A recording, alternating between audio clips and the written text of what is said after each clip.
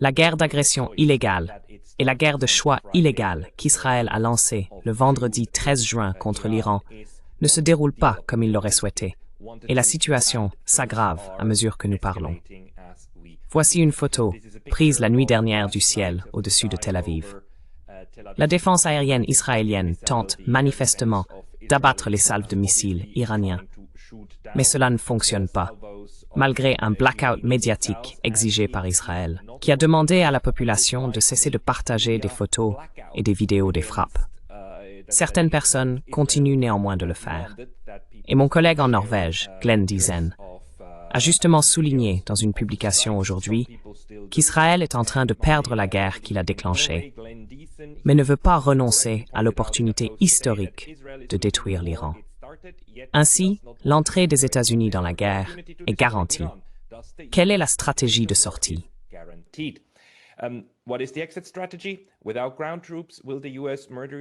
Sans troupes au sol, les États-Unis vont-ils tuer des Iraniens jusqu'à ce qu'il y ait un changement de régime ou une capitulation?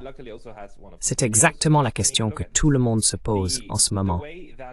Et il a heureusement aussi l'une de ces vidéos. Regardez simplement cela.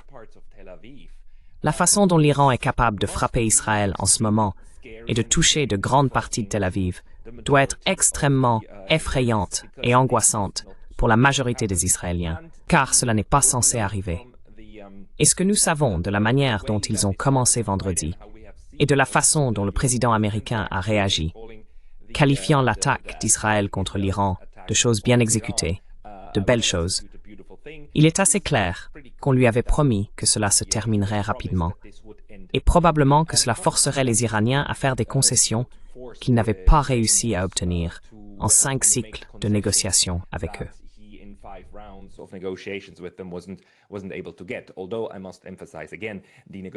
Cependant, je dois à nouveau souligner que les négociations entre l'Iran et les États-Unis étaient en cours.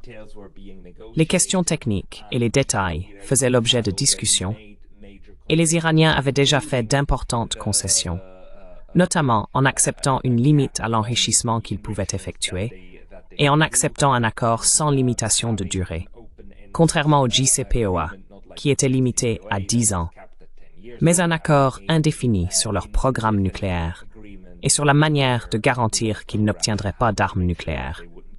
Car les Iraniens, à maintes reprises, ont affirmé qu'ils ne cherchaient pas à développer d'armes nucléaires. Tout cela avait déjà été accordé, mais apparemment, de toute évidence, cela ne suffisait pas. Nous savons que dans ces négociations, il y a toujours une tentative de lier le programme de missiles à l'accord nucléaire. Et cela était bien sûr inacceptable pour Téhéran.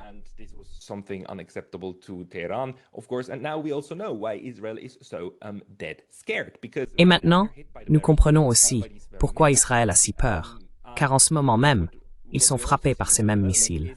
Ce que nous voyons également en ce moment, c'est que les Iraniens deviennent manifestement meilleurs pour défendre leur propre espace aérien. Ici, dans cette petite vidéo, vous voyez les systèmes de défense aérienne de Téhéran fonctionner réellement et abattre des projectiles dans le ciel. Il semble donc que l'Iran apprenne à répondre aux attaques israéliennes. Nous voyons aussi l'Iran découvrir plusieurs sites où le Mossad, le service secret israélien, exploitait des installations de fabrication de drones à l'intérieur de l'Iran afin de subvertir et d'attaquer l'Iran de l'intérieur. Tout cela est en train de se produire.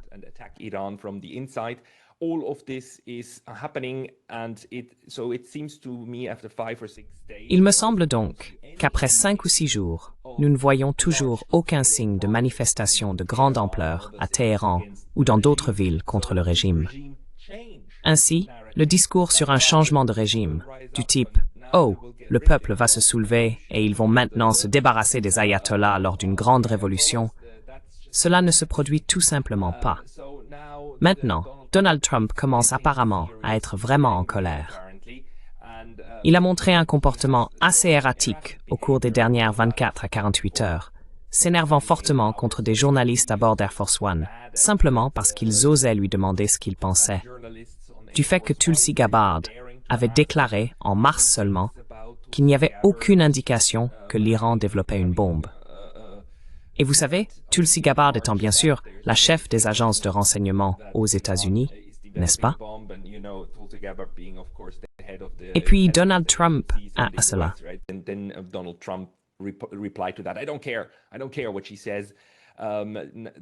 Je m'en fiche. Je me fiche de ce qu'elle dit. Tucker Carlson attaque Donald Trump pour avoir tenté d'entraîner les États-Unis dans une nouvelle guerre sans fin au Moyen-Orient. Et Donald Trump a ensuite répondu que quelqu'un devait dire à Tucker Carlson que c'est Trump qui dirige le pays. Je veux dire, il fait maintenant face à beaucoup de critiques venant de sa propre base, de ses propres partisans.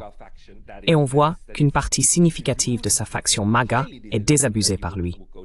Très désabusée qu'il aille aussi loin. Mais au lieu de reculer, au lieu de faire pression sur les Israéliens pour qu'ils arrêtent, il exige maintenant une action.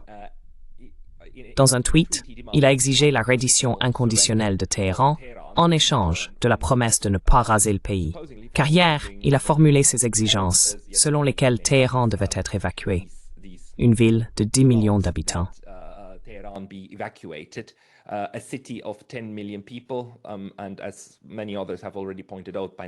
Et comme beaucoup d'autres l'ont déjà souligné, Téhéran, si l'on prend en compte la grande agglomération, compte en réalité près de 17 millions d'habitants. Si l'on tentait réellement d'évacuer la ville, cet acte en lui-même causerait la mort de milliers de personnes.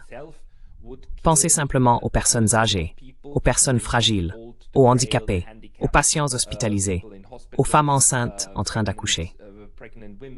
Si vous essayez de faire cela, cela tuerait des milliers de personnes, rien qu'avec les efforts d'évacuation. Et puis, en dehors de la question de savoir où loger 17 millions de personnes en seulement quelques jours, c'est évidemment une idée totalement insensée. C'est irréalisable.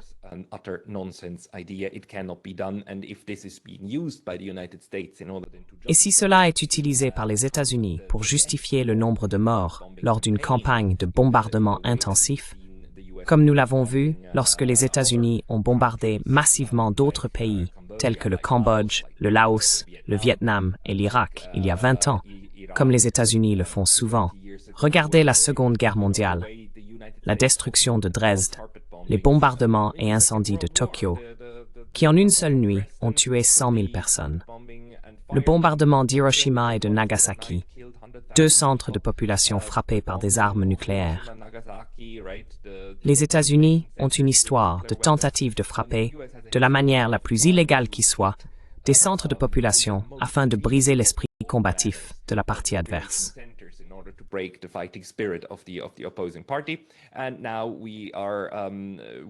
Et maintenant, il semble que nous soyons au bord du gouffre avec Donald Trump, par colère, essayant d'emprunter cette voie. Tout cela, alors même qu'Israël est en train de perdre cette campagne. La société israélienne soutient cela. Je veux dire, certaines des vidéos sur Twitter sont tout simplement folles. Je vous passerai cette vidéo s'il n'y avait pas de musique dedans.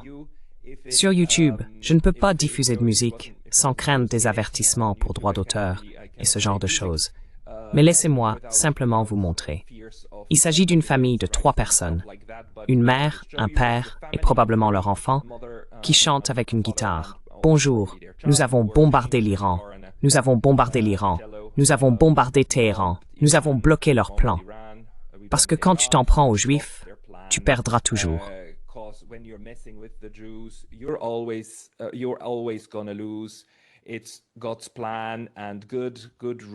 C'est le plan de Dieu et Dieu règne sur la terre. Bombe, bombe, bombe, bombe, bombe l'Iran. Bombe, bombe, bombe, bombe, bombe l'Iran. Oui, c'est aussi malsain que possible pour une société.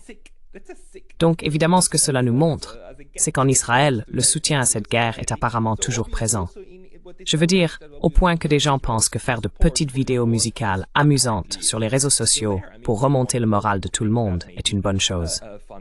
Oui, c'est une société malade, une société complètement malade. Mais soit. Nous nous rapprochons maintenant du point crucial. Je veux dire, nous avons les premiers rapports dans le New York Times et d'autres publications, selon lesquels le renseignement américain montre que l'Iran se prépare à d'éventuelles frappes contre des bases américaines.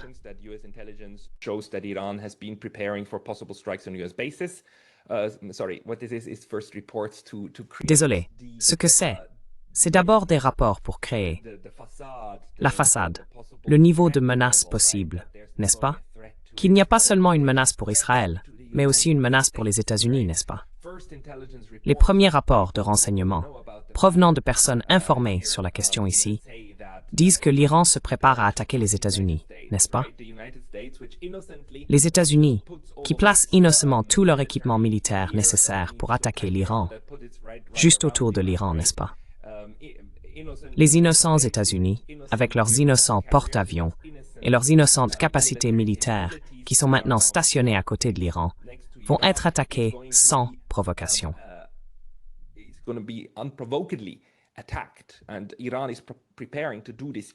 Et l'Iran se prépare à mener cette attaque malveillante contre les innocents États-Unis. Ce petit article ici indique ensuite que l'Iran a préparé des missiles et d'autres équipements militaires pour frapper les bases américaines au Moyen-Orient si les États-Unis rejoignent la guerre d'Israël contre le pays, selon des responsables américains ayant consulté des rapports de renseignement. C'est toujours fantastique. C'est comme, je ne sais pas comment ils inventent ça, selon des responsables que nous ne pouvons pas nommer, mais qui sont au courant du dossier. Donc, chaque fois que cette phrase apparaît, cela signifie qu'une partie de l'État américain, le système de guerre, diffuse son message à travers le New York Times, n'est-ce pas?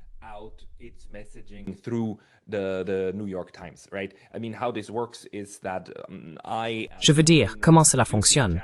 C'est que moi, en tant que propriétaire de cette chaîne YouTube, je peux diffuser mon propre message via ma chaîne.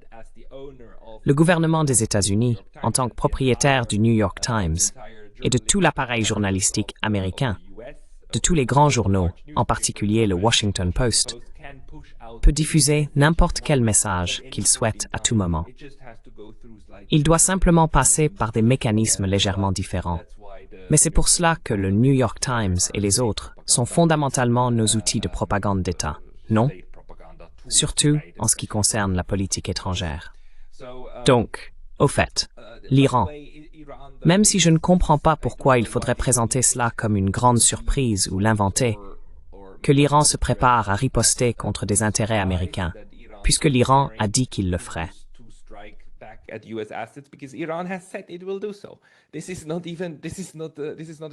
Ce n'est même pas un secret. L'Iran a déclaré, « Écoutez, si vous vous engagez dans cette guerre, si vous nous attaquez, nous frapperons vos intérêts, nous frapperons vos bases, nous anéantirons vos bases. » C'est ce qu'ont officiellement déclaré les Iraniens. Et bien sûr, ils disent cela, car c'est le principe même de la dissuasion.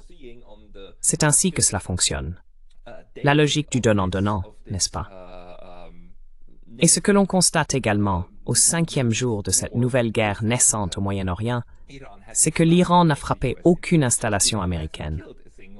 L'Iran n'a tué aucun citoyen américain, ni en Israël, ni ailleurs en Irak, ou dans tout autre endroit où les États-Unis ont des troupes stationnées. On voit donc que l'Iran se retient, en réalité. Il se retient.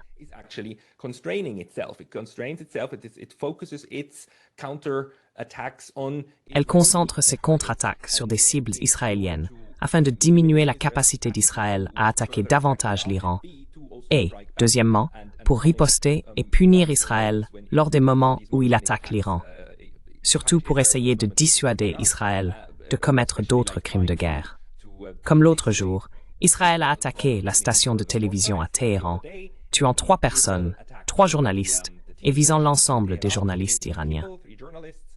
En représailles, en réponse à cela, la nuit suivante, l'Iran a tiré sur le quartier général du Mossad, ce qu'il n'avait pas vraiment fait auparavant. On peut donc voir à quel point l'Iran est extrêmement précis dans le calcul de ses contre-attaques, afin de les utiliser comme soi-disant représailles contre la guerre illégale menée par Israël. Maintenant, Israël continue bien sûr. Il ne fait rien d'autre que redoubler d'efforts.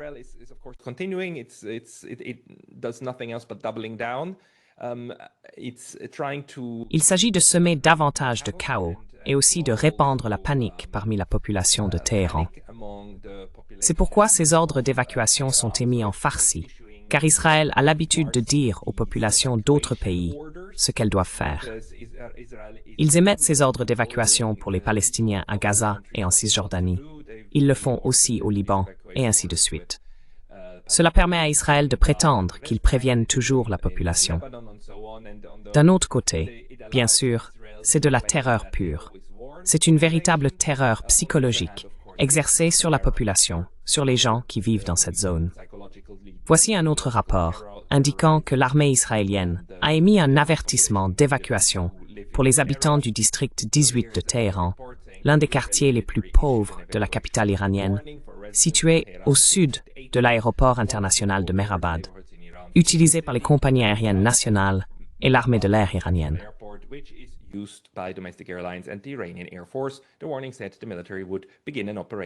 L'avertissement indiquait que l'armée commencerait une opération là-bas dans les heures à venir. Et, comme la nuit suit le jour, les Iraniens copient en fait cette tactique. Encore une fois, ils ne l'initient pas. Ils essaient simplement de rééquilibrer la situation de leur côté afin de donner à Israël un avant-goût de sa propre médecine. Ainsi, les Iraniens émettent désormais des ordres d'évacuation en Israël. Ici, ce message indique que les habitants de Tel Aviv et Haïfa en Israël devraient quitter ces zones pour sauver leur vie. Le général de brigade iranien Saïd Boussavi a déclaré dans un message télévisé mardi, bien qu'il ne soit pas certain que l'Iran puisse mettre ces menaces à exécution. Mais c'est ce jeu typique de représailles.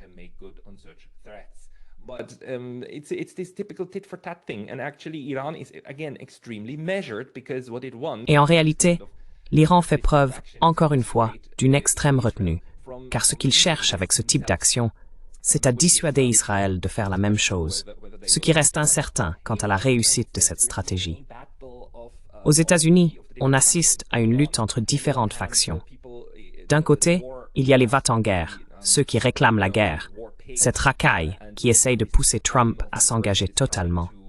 Et le principal néoconservateur, principal va-t-en-guerre, principal criminel de guerre, et j'oserais dire le Hitler en chef de l'Amérique, Lindsey Graham, est celui qui pousse le plus fort. Sur son fil Twitter, il a écrit « 4 présidents ont promis d'empêcher l'Iran d'obtenir la bombe nucléaire. »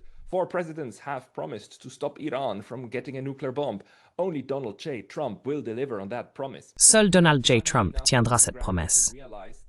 Assez ironiquement, Lindsey Graham ne se rend pas compte qu'il vient aussi de créditer ces 4 présidents, car pendant qu'ils étaient au pouvoir, l'Iran n'a pas obtenu la bombe nucléaire. Donc, ces 4 présidents ont dit que l'Iran ne pouvait pas avoir la bombe nucléaire, et l'Iran ne l'a pas obtenue pendant leur mandat, surtout sous Obama, lorsque ce dernier a conclu cet accord multilatéral avec l'Iran, le JCPOA, dans le cadre duquel Téhéran a déclaré « Non, d'accord, nous n'enrichirons l'uranium que pour notre programme civil, et vous pourrez le surveiller de l'extérieur. L'AIEA pourra contrôler cela, et nous acceptons de ne pas développer d'armes nucléaires. »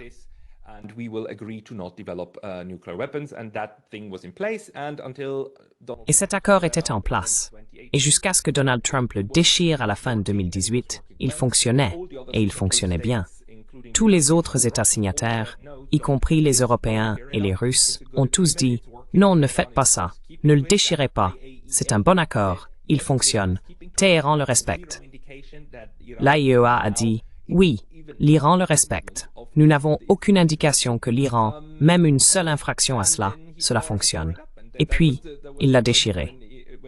C'est à ce moment-là que l'Iran, des années plus tard, seulement des années plus tard, a commencé à utiliser ce programme d'enrichissement comme levier dans ses négociations avec les États-Unis. Donc ces 4 présidents, bien sûr, ont réussi à faire ce que Lindsey Graham dit qu'il faut faire. Mais ces ironies échappent manifestement à ces personnes.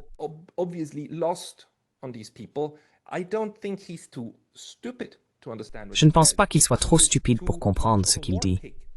Il est trop belliciste, il est trop proche d'Hitler pour accepter que son approche n'est pas seulement illogique, mais totalement absurde. Donc, ces gens ne veulent que la guerre. Ils veulent du sang. Et ils veulent une domination absolue et totale, surtout sur les peuples qui s'opposent à leurs opinions. Donc c'est inacceptable. Mais en même temps, ce qui se passe, c'est que d'autres membres du Sénat essaient de limiter la capacité de Trump à être le seul décideur sur la question de savoir si la nation va entrer en guerre avec l'Iran ou non. Ainsi, le sénateur Tim Kaine, un démocrate de Virginie, a pris la parole au Sénat américain pour parler de ses efforts visant à forcer un vote exigeant l'approbation du Congrès avant que les États-Unis ne puissent lancer des attaques contre l'Iran.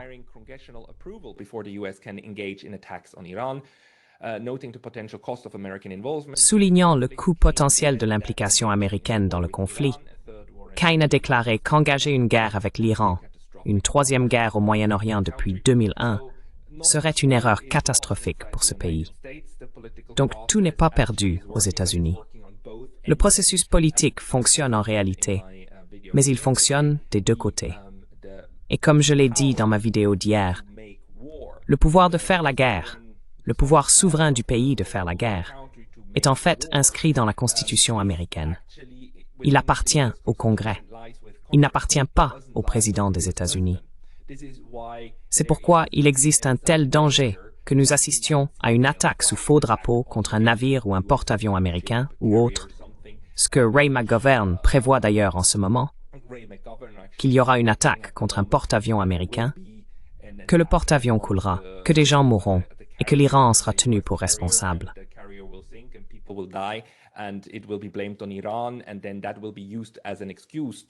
Et cela sera alors utilisé comme excuse pour riposter, car une fois qu'une attaque vise des intérêts, le territoire ou des citoyens américains, si cela se produisait, il revient alors au président, en tant que commandant en chef des forces armées, de déterminer comment protéger la sécurité nationale des États-Unis, n'est-ce pas? Ce serait donc une manière très habile de sortir de ce problème. Officiellement, c'est au Congrès de décider de la guerre et de la paix. Il faut également préciser que, puisque la Charte des Nations Unies interdit la guerre comme moyen de relations internationales et que les États-Unis font partie de l'ONU, depuis 1945, les États-Unis n'ont plus jamais déclaré la guerre à une autre nation. Ils n'ont déclaré que des opérations militaires. La guerre contre le terrorisme n'était pas une véritable déclaration de guerre.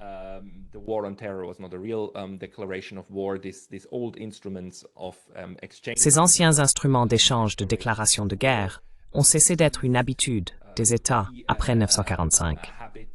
Mais bien sûr, de facto, ils continuent à faire la guerre. Mais aujourd'hui, nous voyons le danger que cela représente, n'est-ce pas?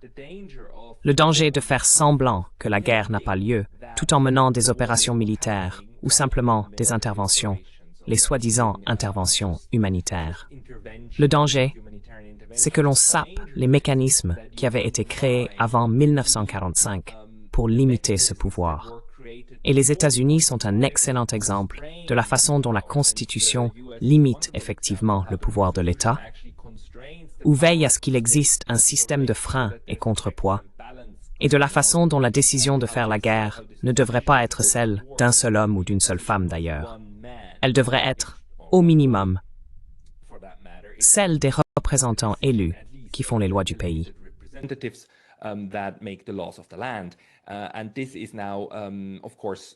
Et cela est désormais, bien sûr, plus ou moins mis de côté avec l'évolution du pouvoir politique aux États-Unis.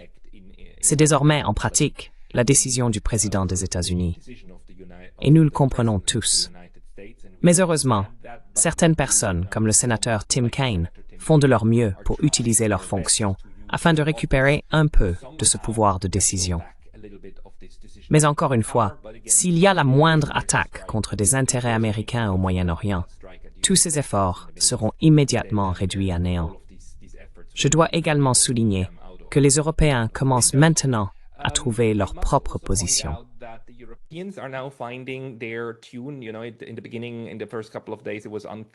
Au début, pendant les premiers jours, il n'était pas clair comment ils allaient gérer leur communication.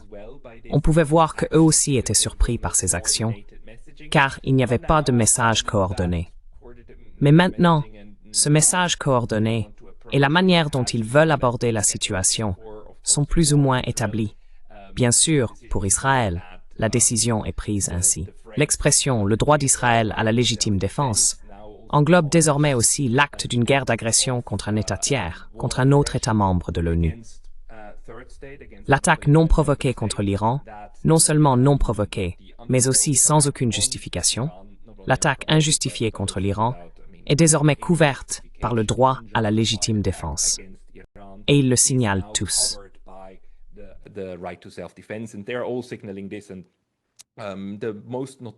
Et le plus notoire en ce moment, sans surprise, c'est encore l'Allemagne. Qui l'aurait cru? L'Allemagne, du mauvais côté de l'histoire en matière de guerre, oh là là! Mais il faut vraiment que je vous fasse écouter ceci, ou plutôt ne pas vous le montrer, parce que c'est encore une fois totalement grotesque que les Allemands, encore une fois, recommencent. Et je l'ai déjà dit, et je le répète, il n'y a qu'une seule règle d'or en Europe en matière de guerre. Regardez ce que fait l'Allemagne, et ne faites surtout pas ça. C'est tout ce qu'il faut savoir. Et il n'est même pas nécessaire de se battre contre eux. On peut aussi rester neutre. Il suffit de ne pas faire ce que font les Allemands, car ils ont un parcours presque ininterrompu de choix du mauvais camp. Ce qui est remarquable, à l'exception peut-être de la guerre d'Irak en 2003, à laquelle l'Allemagne est effectivement opposée et n'a pas participé.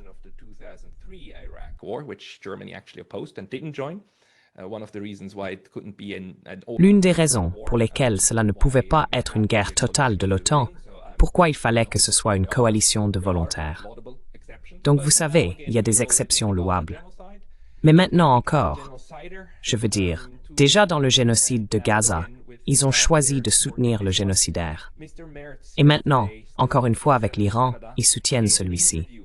Monsieur Merz, hier, toujours au G7 au Canada, a donné une interview à un journaliste allemand. Je veux dire, c'est l'un de ces beaux moments, n'est-ce pas? Quand les médias d'État allemands posent au chancelier allemand exactement la question qu'il souhaite entendre, afin qu'il puisse réciter son discours bien préparé. Tout cela est en allemand sur ZDF. Le diffuseur public, bien sûr, là aussi sur sa page d'accueil. Tout cela gratuitement, parce que, évidemment, c'est financé par l'argent des contribuables, pour que la propagande ait une portée maximale et puisse se diffuser, n'est-ce pas?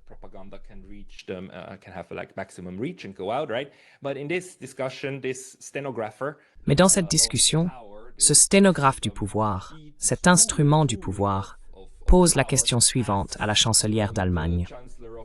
N'est-il pas très tentant que les Israéliens fassent maintenant le sale boulot pour un régime que beaucoup dans le monde considèrent comme une véritable source majeure de perturbation? Et je vous lis à voix haute parce que c'est bien sûr en allemand, n'est-ce pas? Donc je l'ai traduit, d'accord? Elle pose la question précise, si joliment formulée. N'est-il pas tentant que les Israéliens fassent maintenant le sale boulot? N'est-ce pas en quelque sorte avantageux pour nous qu'ils fassent le sale boulot? Elle est consciente que c'est sale, n'est-ce pas?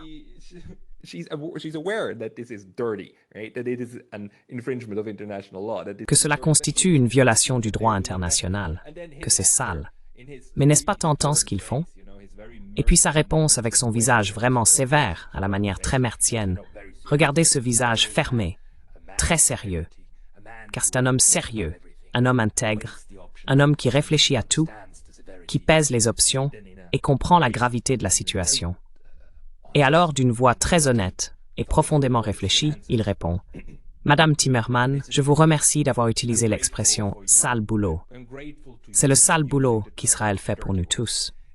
Nous sommes également affectés par ce régime.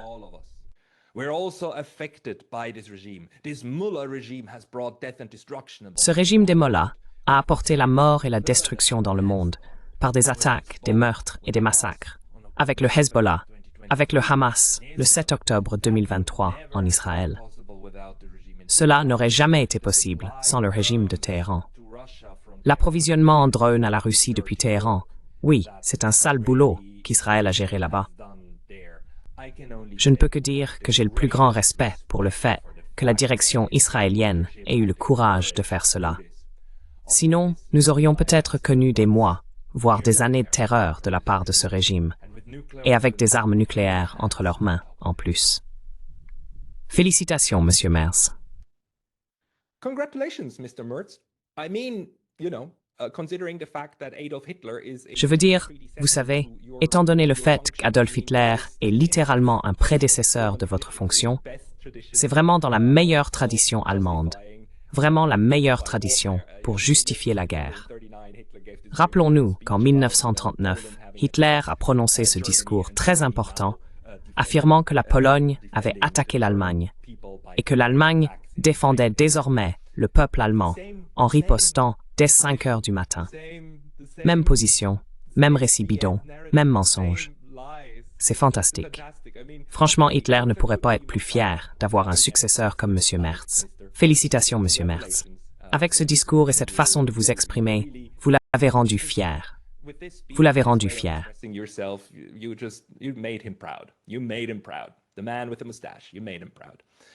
L'homme à la moustache.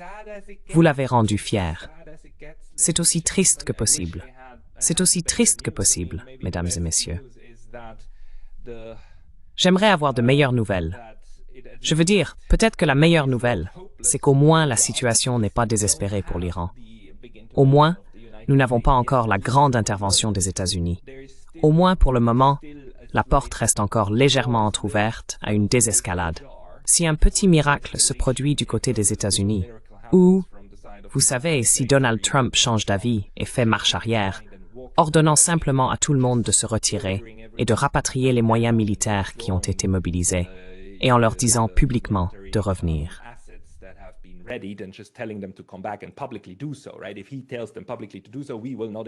S'il leur dit publiquement de le faire, nous n'interviendrons pas, nous nous retirons, que tout le monde revienne. Et Israël, vous ne pouvez pas mener cette guerre. Israël, vous aussi, vous devez cesser les hostilités. Nous vous ordonnons de cesser les hostilités. Et nous demandons aux Iraniens d'arrêter les bombardements et de nous montrer leur bonne volonté. S'il vous plaît, montrez votre bonne volonté en arrêtant les bombardements. Si Israël arrête aussi les bombardements, si cela arrivait, alors il y aurait encore une chance d'éviter le pire. Pour l'instant, vu la situation, cela me semble extrêmement improbable.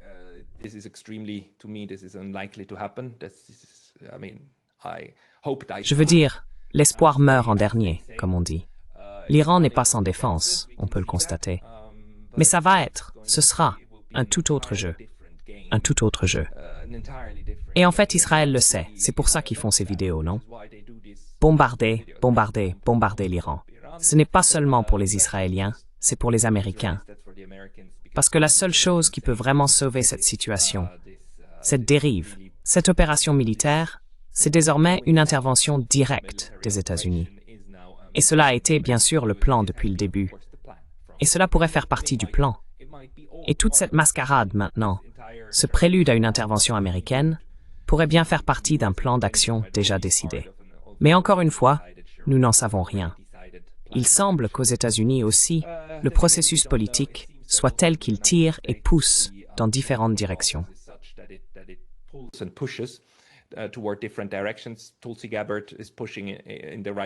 Tulsi Gabbard va dans la bonne direction. Au Sénat, Tim Kaine agit pour une désescalade. Nous savons que Tucker Carlson pousse également dans le sens de la désescalade. Une partie de la base MAGA souhaite aussi une désescalade. Donc rien n'est encore joué. Cela semble juste extrêmement inquiétant, extrêmement effrayant en ce moment. Mais les Iraniens montrent qu'ils ne reculent pas. Ils tiennent leur position et ils ne vont pas simplement se laisser faire.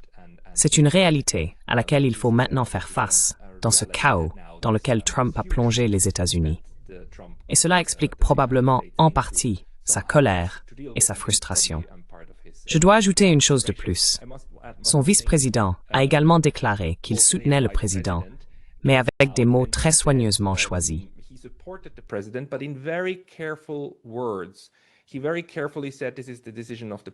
Il a dit très prudemment que c'est la décision du président et que nous devons peser les options et tout le reste.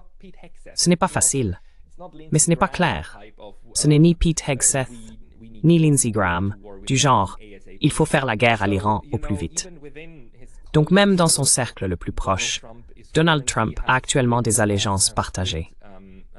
La question est donc, à qui parle-t-il? Et ainsi de suite. Et aussi si cette attaque sous faux drapeau contre un navire américain, probablement un navire, quelque chose qui peut couler, n'est-ce pas? Et ensuite c'est fini, on ne peut plus enquêter dessus, si cela va se produire ou non. Cela étant dit, seul le temps le dira. Prions. Que vous soyez croyant ou athée comme moi, prions pour une désescalade. Merci. Let's pray for de-escalation. Thank you.